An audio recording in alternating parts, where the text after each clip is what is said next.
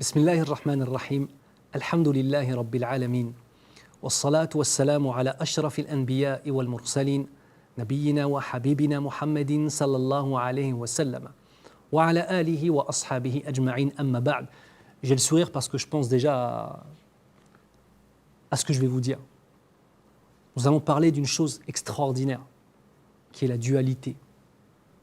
D'une part l'homme, d'autre part la femme, si différents l'un de l'autre, et pourtant si compatibles grâce à Allah subhanahu wa ta'ala. Le verset sur lequel nous allons méditer est « Hunna libasun lakum wa antum libasun lahun » ce qui signifie « Elles sont un vêtement pour vous et vous êtes un vêtement pour elles ». Plusieurs choses à mentionner et je vais essayer d'être concis. Premier élément, ce verset s'adresse aux maris, mais il informe les épouses d'une réalité. Elles sont pour vous, ô vous les hommes, un vêtement. Et vous êtes pour elles, ô vous les hommes, un vêtement.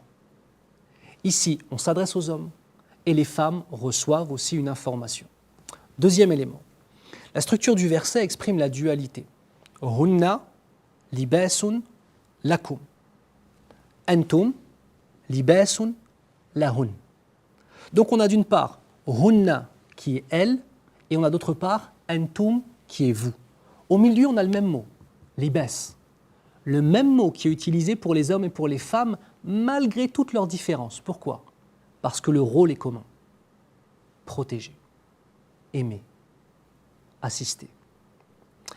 Et enfin on a lakum pour vous, les hommes, et la hunna pour elles, les femmes. On a le verset, trois mots, et en fait on a une dualité, et on a une division entre les deux.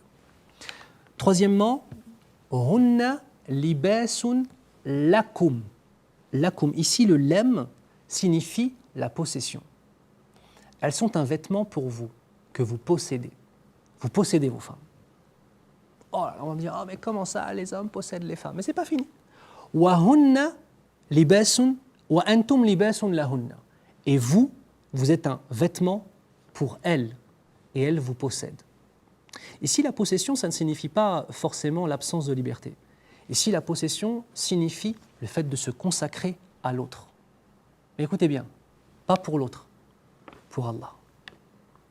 Et c'est là où l'amour que tu vas ressentir pour ton épouse, ou l'amour que vous, ma sœur, vous allez ressentir pour votre époux, pourra avoir une valeur d'éternité. C'est quand tu ne le fais pas simplement pour ton mari, mais que tu le fais pour Allah. Quand tu obéis à ton mari, pour Allah. Quand tu combles ton épouse, pour Allah. Lorsque tu donnes de l'affection à ton épouse, pour Allah. Lorsque tu l'écoutes, pour Allah. Je ne suis pas en train de te dire que tu n'as pas de sentiments, mais je suis en train de te dire de sublimer tes intentions et de sublimer tes sentiments. Ne pas enfermer tes sentiments dans une dimension uniquement éphémère de la vie d'ici-bas, mais sublimer tes sentiments vers la dimension de l'au-delà, afin que cela reste. Ma indakum yanfad wa ma indallahi baq. Ce qui signifie, ce qui est auprès de vous s'épuise, alors que ce qu'il y a auprès d'Allah reste pour l'éternité. On va finir par quelques réflexions. Elles sont un vêtement pour vous et vous êtes un vêtement pour elles. Le vêtement a trois rôles principaux. Premièrement, nous protéger de la chaleur. Deuxièmement, et de la morsure du soleil. Deuxièmement, nous protéger du froid.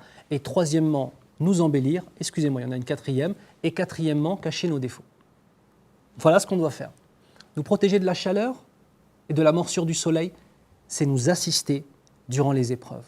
Nous protéger du froid, le froid de la solitude, c'est être là pour l'autre, savoir l'écouter, lui parler, le conseiller, la conseiller, agir. S'embellir, c'est la femme qui va toujours préserver l'honneur de son mari et le mari qui va préserver l'honneur de sa femme. Il va embellir la personne auprès des autres, mais auprès de lui-même. Lorsque ton épouse a mal agi ou lorsque ton épouse a fait une erreur mais qu'elle est sincère dans se repentir, sache embellir sa personne. Et inversement pour les femmes, sachez embellir les personnes de vos maris.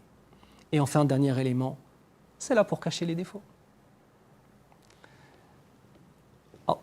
Nous avons un hadith du prophète sallallahu alayhi wa sallam où il nous dit « Man satara abdan fi dunya, satarahu Allahu yawm al-qiyamah » ce qui signifie celui qui a caché les défauts d'un adorateur, d'un serviteur dans la vie d'ici-bas, Allah Azza wa Jal cachera ses défauts au jour du jugement.